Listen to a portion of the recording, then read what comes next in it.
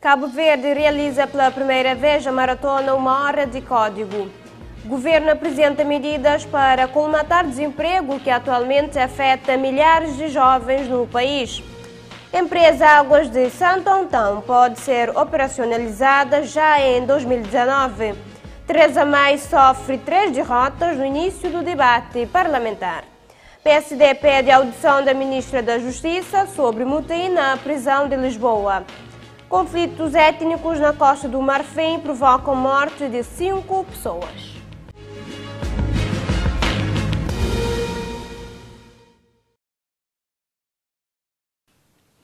Muito boa noite, seja bem-vindo ao jornal. Cabo Verde realiza pela primeira vez maratona Uma Hora de Código, enquadrada na iniciativa internacional Hour of Code para a promoção da programação e sua desmistificação, com o propósito de mostrar que qualquer pessoa pode aprender os fundamentos básicos da área da ciência de computação. As atividades foram desenvolvidas em todas as escolas secundárias do país, em que durante uma hora crianças dos 12 a 17 anos programaram em simultâneo nos 43 laboratórios WebLab instalados no país. Uma Hora de Código é um movimento global criado pelo GordioOrgs que busca mostrar como a programação pode estar ao alcance de todos. A ideia é programar por uma hora, realizando atividades na escola, em família ou com amigos.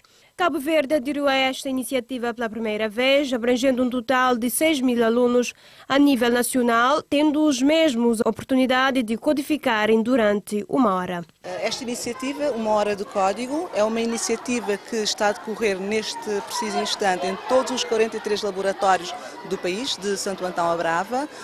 Consiste nos alunos que foram previamente inscritos no site, fazer durante uma hora, codificar durante uma hora. Trata-se de uma iniciativa que surge de uma parceria entre o Parque Tecnológico de Cabo Verde e o Ministério da Educação, sob a coordenação dos monitores do NOS, que neste momento auxiliam os alunos em 3 cursos, designadamente HTML, Robótica e Instrumentação. Sobre a maratona em si, o primeiro-ministro Ulisses Correia e Silva vê com bons olhos e afirma como sendo uma grande iniciativa para o futuro dos jovens. Isso significa futuro certo para estes jovens quando se desenvolverem, significa também avanços para o país. É com esta idade que nós temos que criar este futuro para adaptarmos àquilo que é a necessidade da economia mundial hoje, da qual Cabo Verde faz parte. Estamos a falar em áreas com alto nível de empregabilidade. Portanto, começando muito cedo, e vamos depois trabalhar também para que o ensino básico possa ser também um dos alvos do WebLab, vai permitir com que esses jovens estejam bem preparados e possam ter uma ferramenta que hoje é fundamental. Depois, integrando com o domínio de línguas, neste caso particular o inglês, estaremos aqui a formar um futuro, e não diria um futuro muito longínquo, mas um futuro próximo de uma juventude muito mais bem preparada. Neste momento existem 43 laboratórios WebLab nas escolas secundárias do país. Contudo, a intenção do Executivo é duplicar esses números nos próximos anos. 43 estão instalados em 43 agrupamentos. O objetivo é chegar aos 100%, quer dizer, segundo me informaram, à volta de 87%. Quer dizer que no próximo ano estaremos em condições de fazer com que todos os agrupamentos escolares possam ter o WebLab. Neste momento a cobertura é em todas as ilhas, portanto vamos ter que massificar porque, como eu disse, este é um grande investimento com retorno assegurado. Cabo Verde, com esta iniciativa, já está inserido no mapa Hora do Código. O ato que decorreu na escola Regina Silva contou também com a presença do secretário de Estado para a Inovação, Pedro Lopes, o diretor-geral de Planeamento, Orçamento e Gestão, José Marques, bem como os dirigentes do NOS. Atualmente, o país conta com milhares de jovens que estão fora do emprego, fora da educação e fora da formação profissional. E nesta manhã, o primeiro-ministro Ulisses Correia e Silva segurou um conjunto de medidas para colmatar este flagelo. Primeiro, fazer o país crescer mais. Quando o país cresce mais e a um ritmo mais elevado, cria mais oportunidades de emprego.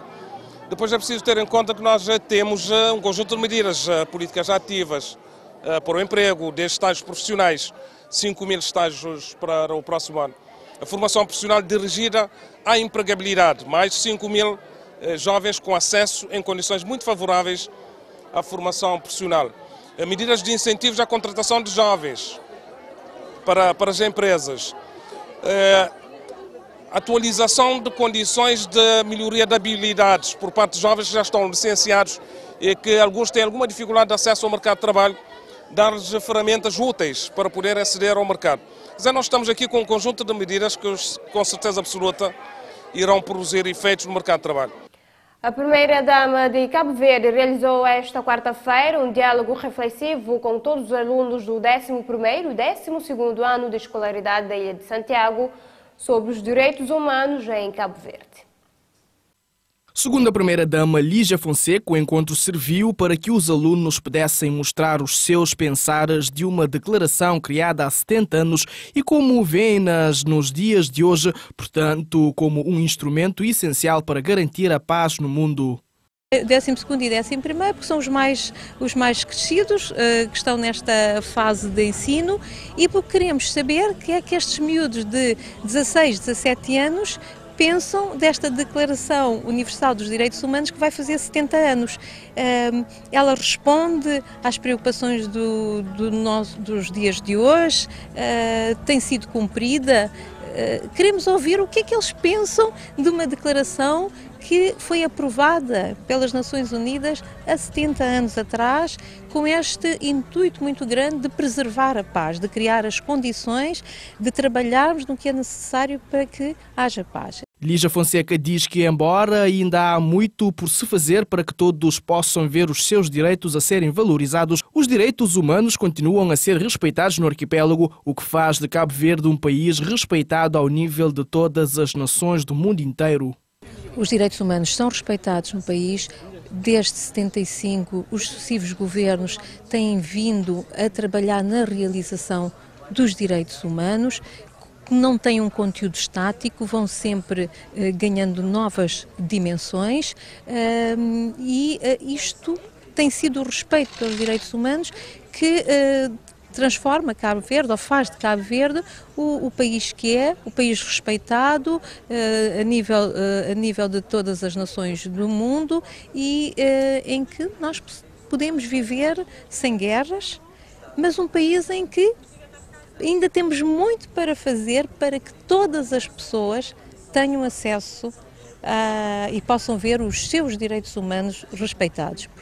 Ainda a primeira-dama destaca os direitos humanos como sendo um instrumento de organização do Estado e da sociedade, além de um guia orientador sobre que políticas e medidas devem ser adotadas a nível da educação, habitação, entre outros. Para nós, os direitos fundamentais são instrumento fundamental de organização do Estado, de definição das políticas, de organização da nossa sociedade. E, portanto, são um guia que nos orienta e que diz, bom, se nós queremos realizar o direito à habitação, que políticas é que temos de fazer? Se nós queremos realizar o direito à liberdade de expressão, que medidas é que temos de adotar para realizar este direito de liberdade de expressão? Nós temos que garantir o direito à educação. Os alunos têm que, na escola, ter informação, ter capacidade de dialogar, de expressar as suas opiniões. No evento realizado no Salão Beijing, no Palácio da Presidência da República, estiveram presentes alguns parceiros, nomeadamente CNDH, Nações Unidas, associações comunitárias, parceiros estes que têm trabalhado com um enfoque na promoção dos direitos humanos.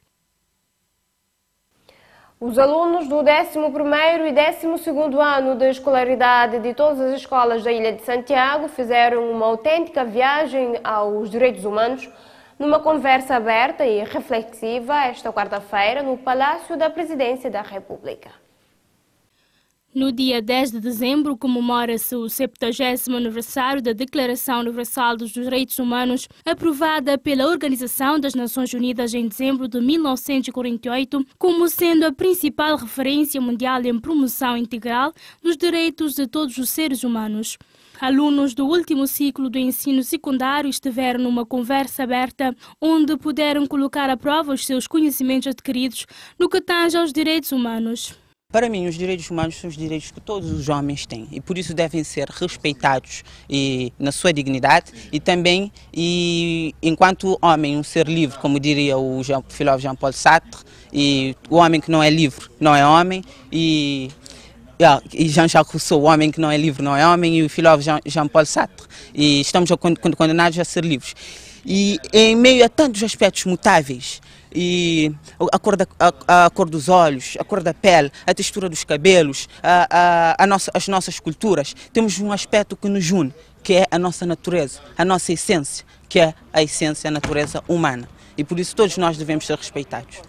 Conforme avançou Telma, as pessoas, assim como querem que os seus direitos sejam respeitados, da mesma forma devem respeitar os direitos dos outros, só assim poderá haver a verdadeira valorização dos direitos humanos. Se mangaba de flor lá de dentro, primeiro coisa que deve ser feito para valorizar direitos humanos é respeita direito que é de nós tudo. Para mal de chover não tá fala de direitos humanos, mas nunca tá põe mão na massa, nunca tá faz nada para que seja respeitado.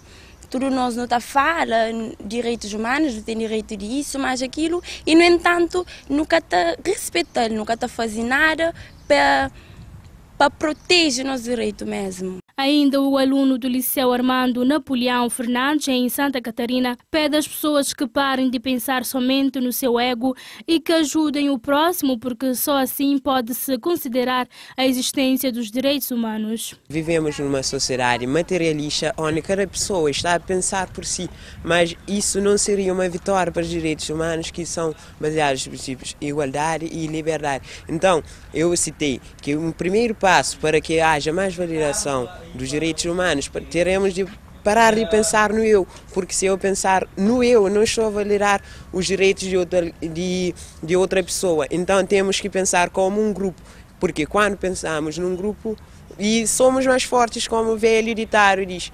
Desta forma, os alunos pedem mais atenção aos seguintes aspectos: a educação, principalmente as crianças de rua, o estado da segurança, bem como o desemprego na sociedade. A empresa Águas de Santo Antão, que resultará da fusão dos serviços autónomos de água dos 13 municípios desta ilha, pode começar a funcionar em 2019, concluindo assim um processo que decorrerá há pelo menos 5 anos. Uma equipa da Agência Nacional de Água e Saneamento, ANAS, liderada pelo seu presidente Miguel Ângelo da Moura, esteve nos últimos dias em Santo Antão a discutir com as câmaras municipais a operacionalização da empresa intermunicipal de água desta ilha no quadro das reformas em curso no setor de água em Cabo Verde. A visita, além da criação de Águas de Santo Antão, serviu ainda para analisar os pontos de águas a serem licenciados e a socialização do manual de licenciamento no quadro deste processo, que deverá ficar concluído já em 2019. O governo tem tudo acertado com as câmaras municipais de Santo Antão relativamente à criação dessa empresa intermunicipal, que, segundo os autarcas, constitui uma boa medida para esta ilha, tendo impacto na diminuição dos custos de água. Para os autarcas, este dossiê, iniciado pelo anterior governo, é já um assunto aceito pelo Executivo e pelos 3 municípios, uma vez que pode trazer maior eficiência e eficácia na gestão do setor de água nesta ilha. As ilhas com mais de um município estão sendo dotadas de empresas intermunicipais de água num processo semelhante ao que se verificou em Santiago, nas Águas de Santiago, inspirando na empresa Água Brava, Fogo e Brava. No caso de Santo Antão, a criação de Águas de Santo Antão constitui um desejo dos autarcas desta ilha, expresso num memorando de entendimento assinado com o governo já há alguns anos. São Nicolau é outra ilha onde deverá ser criada também uma empresa intermunicipal para se encarregar da problemática de água. Exigir a reposição das ligações diretas da TACV Cabo Verde Airlines em São Vicente e o estrangeiro é este o motivo que leva o movimento Socorros 2017 a organizar uma manifestação no dia 16 de dezembro no Aeroporto Internacional Cesar Évora. Para o vice-presidente do movimento, Carlos Araújo, essa manifestação tem um objetivo muito claro, que é, nesse caso, exigir a reposição dos voos de São Vicente para Lisboa e para os outros países, se necessário. Estamos cansados de ter de pagar mais para ir a Santiago ou outra ilha tomar avião. Queremos a reposição desses voos que deixam muita falta a São Vicente, ao turismo e às pessoas que querem deslocar-se de São Vicente para o exterior. Realmente, isto é um corte na economia desta ilha, sem sombra de dúvida, explica. O fim da cooperação da TACV para São Vicente aconteceu em setembro de 2017, por decisão da nova gestão da empresa. Os empresários são uma das classes afetadas com a medida e têm alertado para os problemas e prejuízos causados, sobretudo no escoamento dos produtos, bem como na aquisição de matérias-primas. Carlos Araújo atribui os problemas nos transportes àquilo que classifica de má organização do Estado. Com a retirada de Cabo Verde Airlines, a transportadora aérea portuguesa TAP é a única companhia que faz voos internacionais regulares de São Vicente para a Europa e os preços praticados pela empresa têm sido alvo de críticas. Socolos acredita que a manifestação vai ter impacto na decisão de retomar as ligações internacionais para Mindelo, mas promete não desmobilizar até que tal aconteça, visto que, segundo diz, além de prejudicar a economia de São Vicente e Santo Antão, Carlos Araújo lembra que também a diáspora está a sofrer com a falta de ligações internacionais. A data da manifestação no aeroporto Cesar Évora foi fixada nesta terça-feira, após o encontro do movimento no Centro Cultural do Mindelo. A Comissão Mulher e Desporto do Comitê Olímpico Cabo-Verdiano promove na tarde desta quinta-feira uma conversa aberta sobre o assédio no desporto, enquadrado nos 16 dias de ativismo pelo fim da violência contra meninas da ONU Mulheres.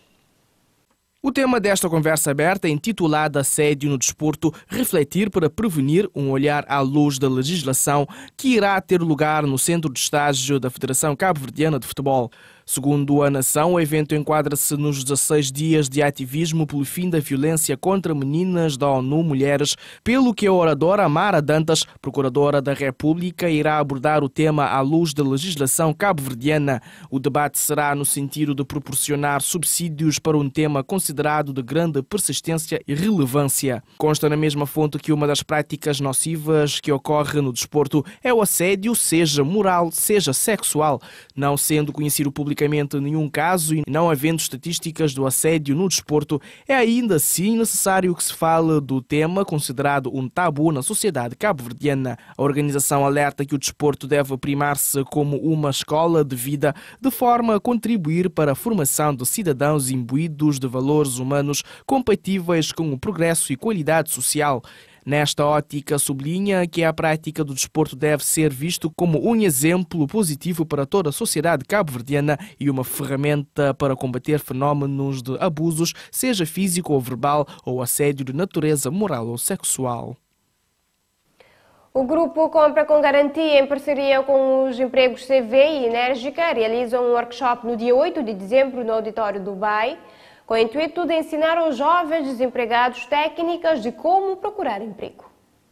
De acordo com a representante do grupo Compra com Garantia, Samira Gomes, o workshop visa ensinar técnicas e formas de elaborar um currículo vitae aos jovens desempregados.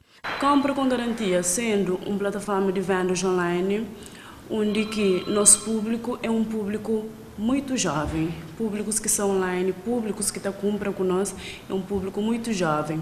Então, não tem um total interesse que esse público esteja empregado e bem sucedido. E esse público é esse que é nosso futuro comprador. Por isso, Compra com Garantia, em parceria com a Enérgica e Emprego CV, nos realiza esse workshop, onde nós também fala quais as técnicas de procura de emprego, desde modo que está prepara um currículo para emprego, modo que está prepara para uma entrevista de emprego. Samira Gomes avançou que a ideia da criação desse workshop surgiu através de um consenso entre as 3 empresas online devido ao grande número de jovens desempregados que entram em contato com estas empresas. A ideia, se mancava de falar, senhora, é Compra com Garantia, uma plataforma de vendas online. Todo dia não tem interação com os jovens, então não tem reparado que não tem jovens desempregados. Empregos CV é a mesma coisa. esta fase, emprego CV está fazer a intermediação de recrutamento. Então existem tudo que os dados de quantidade de jovens que não têm empregado, principalmente na cidade da Praia. E a Enérgica também é a única empresa que está fazendo tanto recrutamento para entrevista de emprego e formação. Então, a formação na várias áreas.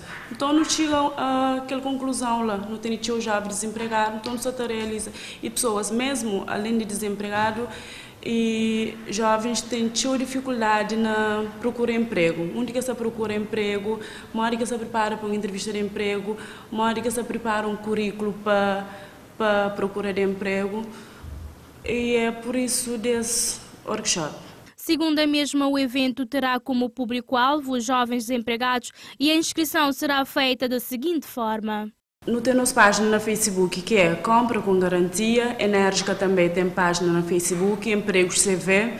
Ou então pode contactar para 264-7605 ou 920-5582. Ou então pode passar no escritório de Compra com Garantia. Enérgica ou Emprego CV está fazendo sem inscrição. Ainda está na tempo. Hoje é quarta-feira, inscrição também até sexta-feira.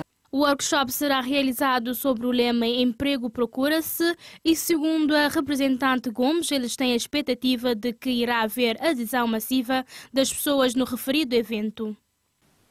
O Instituto de Apoio e Promoção Empresarial para a Empresa promoveu mais um evento de apresentação das oportunidades de financiamento desta instituição, desta vez na Ilha do Maio.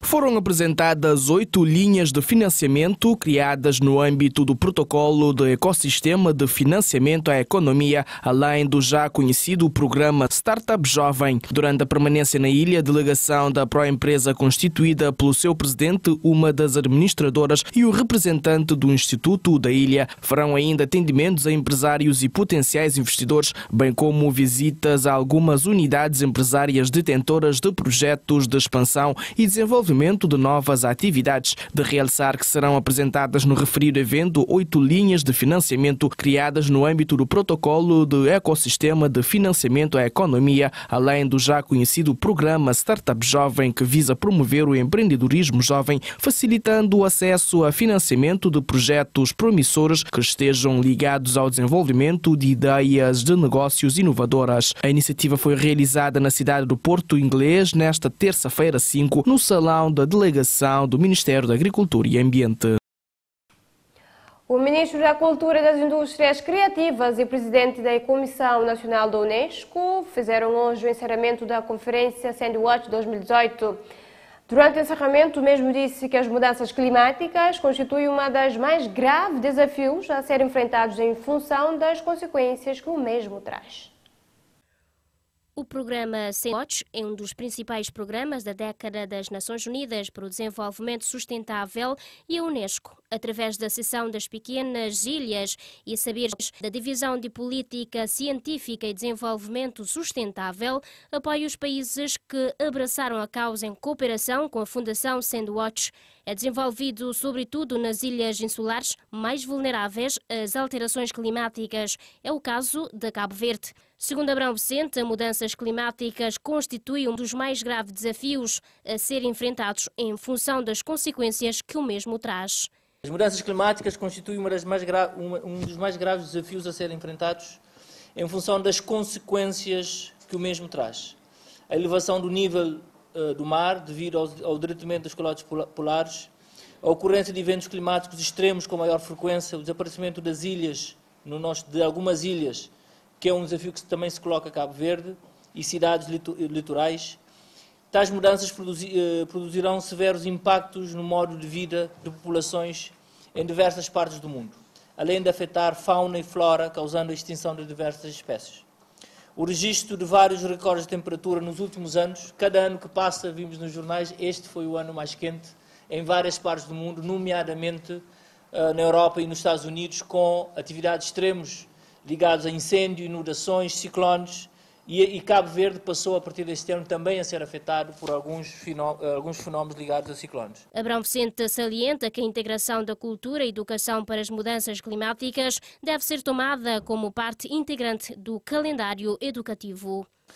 O Ministério da Cultura, a partir do momento que assume a coordenação da CNU, assume também a causa das mudanças climáticas e da educação para as mudanças climáticas como um dos itens fundamentais para a sua ação. Por isso, na nossa perspectiva, a introdução nos currículos escolares, muito mais que as atividades pontuais ligadas a Sandwatch, deve ser uma das prioridades, ou seja, a integração da cultura, educação e a educação para as mudanças climáticas devem ser tomadas como parte integrante do nosso calendário educativo. Por isso, temos que ter o propósito de reforçar o programa educativo para a proteção ambiental, enriquecer os currículos escolares em todas as áreas de ensino, pois o ambiente no século XXI acaba por andar no binómio dever e responsabilidade. O mesmo conclui propondo o seguinte. Eu propunha, em resumo, em 3 pontos, a ideia de reforçar a educação, a ideia da criação de novos conteúdos específicos para a realidade de Cabo Verde, a ideia de facto, fazermos propostas que conciliem aquilo que é o desejo de desenvolvimento de Cabo Verde, mas não sacrificar aquilo que é a nossa biodiversidade, o nosso desenvolvimento sustentável, ou seja, todo o plano de desenvolvimento de um país com as características de Cabo Verde deve também ser subordinado à ideia de um crescimento sustentável que não ponha em causa a própria regeneração biológica ou do nosso ecossistema. E, por fim, as escolas são não só o futuro, mas acabam por apresentar aquilo que é o contorno do nosso sistema atual, o modo como nós ensinamos, como envolvemos, o modo como nós convencemos a novas práticas. O programa conta com formações e financiamento de trabalhos pela Unesco, pela CNU e pelo setor privado e abrange as seguintes escolas: Liceu Domingos Ramos, Escola Secundária Abílio Duarte, Escola Secundária Pedro Gomes, Escola Secundária Constantino Cimedo, entre outras.